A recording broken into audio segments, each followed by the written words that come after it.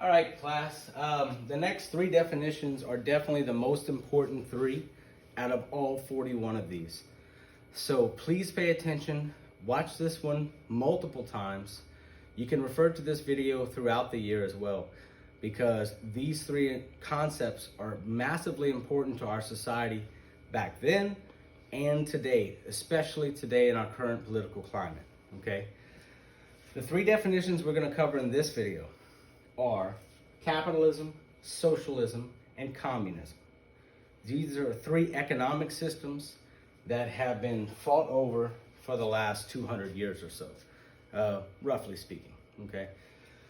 All right, so we're gonna go through all three, and then I'll break it down and explain the differences, okay? So capitalism is our system. This is the United States system. Many other countries use it as well. An economic and political system where private individuals, like us, control trade, industry, and property. In other words, we own property. We own our businesses. We have freedom under capitalism to do whatever we want economically. That's the system that the United States was established on. Okay, socialism is next. Socialism is an economic and political system where government controls important industries but allows some private ownership. So under socialism, the government will allow you to start your own business. However, if your business is deemed massively important to the survival of the economy, the government will take that over, okay?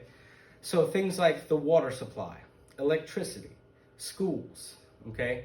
Those things that guide our country will be controlled and regulated by the government under socialism. Communism is the last one.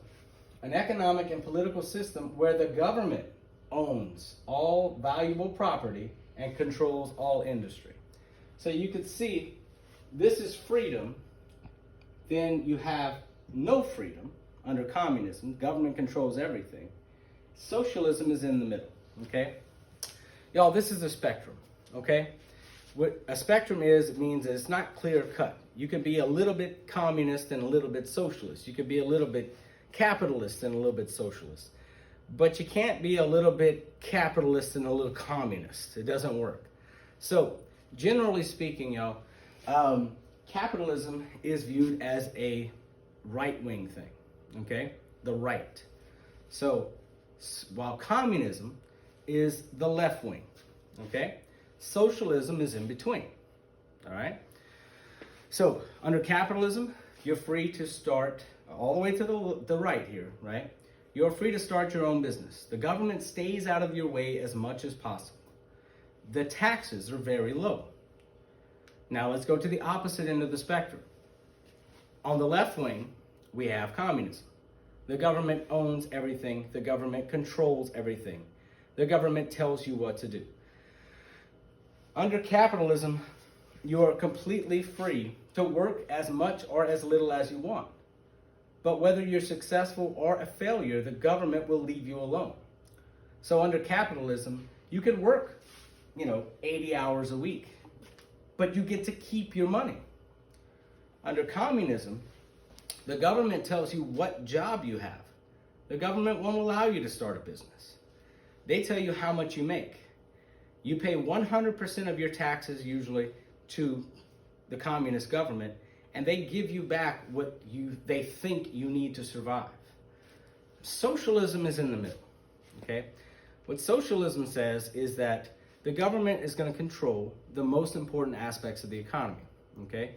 So if pure capitalism would have zero taxes, pure communism would have 100% taxes.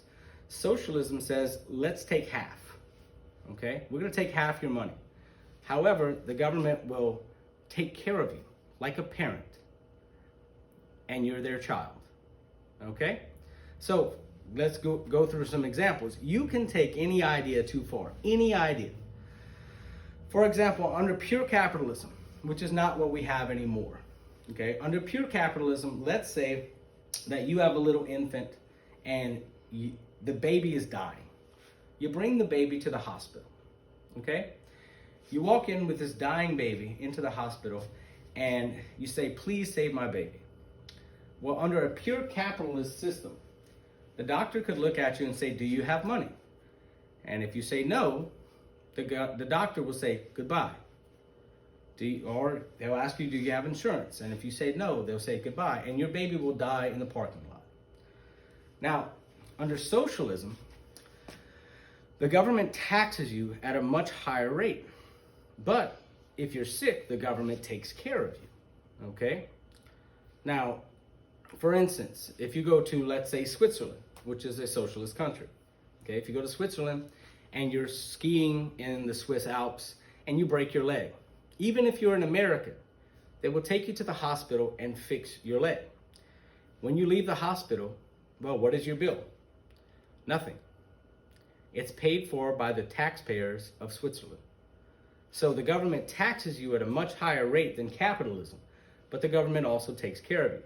In a socialist economy, nobody is supposed to be able to starve. However, if you look at other countries like Venezuela, which is falling apart right now because of socialism and communist ideas, you'll see that there's a problem with that. Under pure communism, there is no incentive to work. And this is why pure communism never works, okay? Under communism, everybody is supposed to be equal. A doctor, for instance, who went to school for 8 years, who was told by the government to be a doctor and to go to school for 8 years, did not have to pay for his college or her college. However, the doctor at the end of 8 years of school makes as much money as a ditch digger in the same country that just goes out with a shovel to dig ditches for drainage.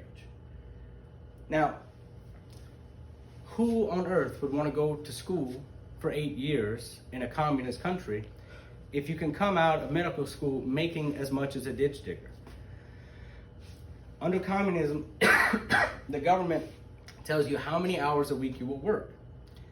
And no matter how many hours, or that's how many you actually work, but no matter how hard you work or how hard you don't work, you get the same money.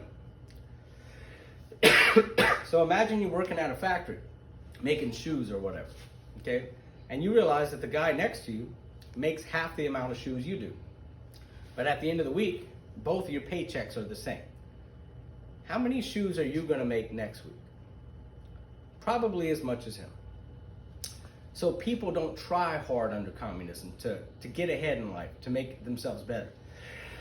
The reason why capitalism works is because you are free to write your own destiny. You can try as hard as you want or not try at all. But under pure capitalism, if you don't try at all, you starve to death. Thank you very much. See you in the next video.